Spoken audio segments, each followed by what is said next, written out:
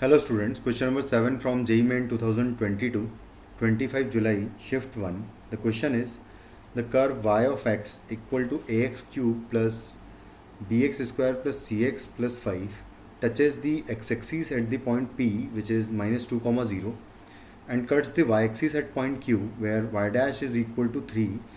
Then the local maximum value of yx is equal to क्या आएगा, ये निकालना है हमें. तो बेसिकली पहले हम इस पॉइंट को अगर यूज़ करें कि y जो पॉइंट है y एक्सीस, जहाँ पर y एक्सीस को ये कर्व कट कर रहा है वो पॉइंट q है. तो जो q के कोऑर्डिनेट्स होंगे बेसिकली वहाँ पर x तो ज़ीरो होगा ही होगा, ये हमें पता है. यानी कि जहाँ पर x इक्वल टू ज़ीरो है उस पॉइंट पर y डैश का वैल्यू 3 गिवन है.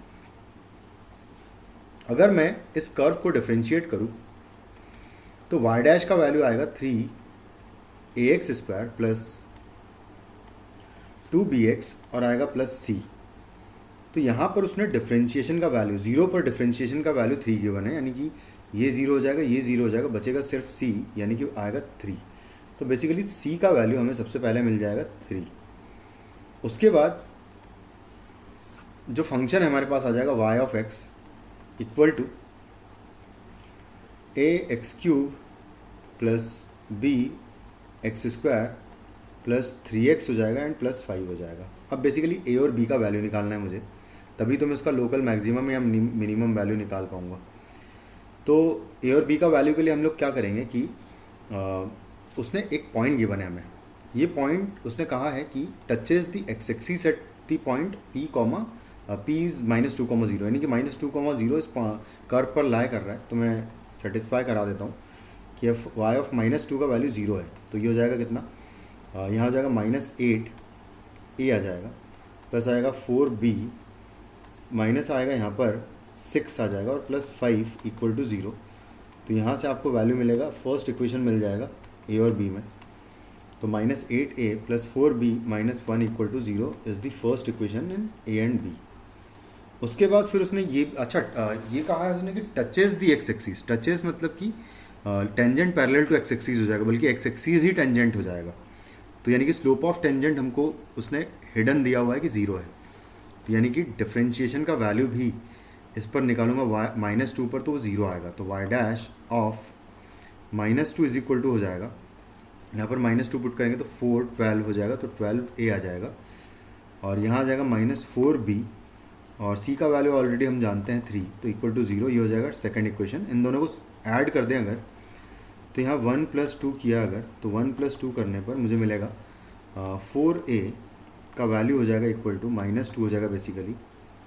इन दोनों को इधर ऐड करेंगे तो 4a प्लस 2 इक्वल टू 0, यानी कि a का वैल्यू माइनस 1/2 हो जाएगा. a का वैल्यू माइनस 1/2 में किसी भी एक इक्वेशन में अगर पुट कर दूँ, तो मान लो कि इस इक्वेशन में फर्स्ट में पुट कर देते हैं, तो minus 8 multiplied by minus 1/2 plus 4b है, माइनस 1 इक्वल टू 0. तो यहाँ से b का वैल्यू मुझे मिल जाएगा. b का वैल्यू यहाँ से इसको सॉल्व कर लेते तो यहाँ से आ जाएगा 4, तो 4 plus 4b minus 1 equal to 0. तो बेसिकली 4b का वैल्यू 4 माइनस 1 हो जाएगा 3, तो माइनस 3 हो जाएगा. तो b का वैल्यू मेरे पास आ जाएगा माइनस 3/4. तो हमारे पास कर्व आ जाएगा y ऑफ x आ जाएगा. y ऑफ x का वैल्यू हो जाएगा माइनस 1/2 टाइम्स, यानी माइनस एक्स स्क्वायर अपॉन 2 हो जाएगा, सॉरी एक्स क्यूब अपॉन 2 हो जाएगा. यहाँ पर पुट कर दिया a का वैल्यू, यहाँ पर पुट कर देंगे b का वैल्यू विच इज़ माइनस 3/4, तो माइनस 3/4 टाइम्स एक्स स्क्वायर आ जाएगा, और बाकी 3x प्लस 5 तो एज इट इज़ आ जाएगा. अब अगर कोई क्यूबिक होती है जिसका लीडिंग कोफिशिएंट नेगेटिव होता है, तो उसका जो मैक्सिमम वैल्यू आता है ना, वो बाद में आता है. मतलब ऐसा कुछ ग्राफ होता है बेसिकली इसका, इस टाइप का ग्राफ होगा. तो मैक्सिमा यहाँ पर आता है नेक्स्ट पॉइंट पर. जो भी दो डिफ्रेंशिएशन के पॉइंट्स जहाँ पर 0 हो रहे होंगे ना, उनमें से जो बड़ा पॉइंट होगा वहाँ पर मैक्सिमा मिलेगा हमें. तो इसको डिफ्रेंशिएट कर देते हैं. तो y dash x is equal to आएगा माइनस 3/2 टाइम्स एक्स स्क्वायर, फिर आएगा माइनस 3/2 टाइम्स x आएगा, क्योंकि 2 नीचे आएगा वो कैंसिल आउट हो जाएगा 4 से, एंड प्लस आएगा 3 इक्वल टू 0. इसको मैं माइनस 3/2 से इसको डिवाइड कर दे पूरी इक्वेशन को अगर, तो यहाँ पर एक्स स्क्वायर प्लस यहाँ पर x रहेगा एंड माइनस यहाँ पर 2 बचेगा इक्वल टू 0. तो यहाँ से इसको फैक्टराइज करेंगे तो दो फैक्टर्स आएंगे. एक तो आएगा x माइनस 1 एंड इनटू आएगा x प्लस 2 इक्वल टू 0.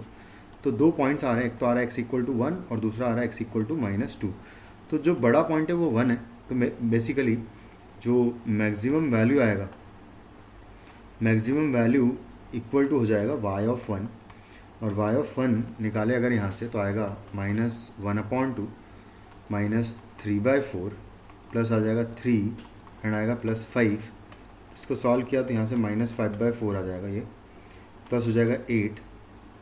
-5/4 + 8 को अगर सॉल्व करेंगे तो -5 + 32/4, तो बेसिकली 27/4 जो है हमारा आंसर हो जाएगा, which is in option A. Thank you.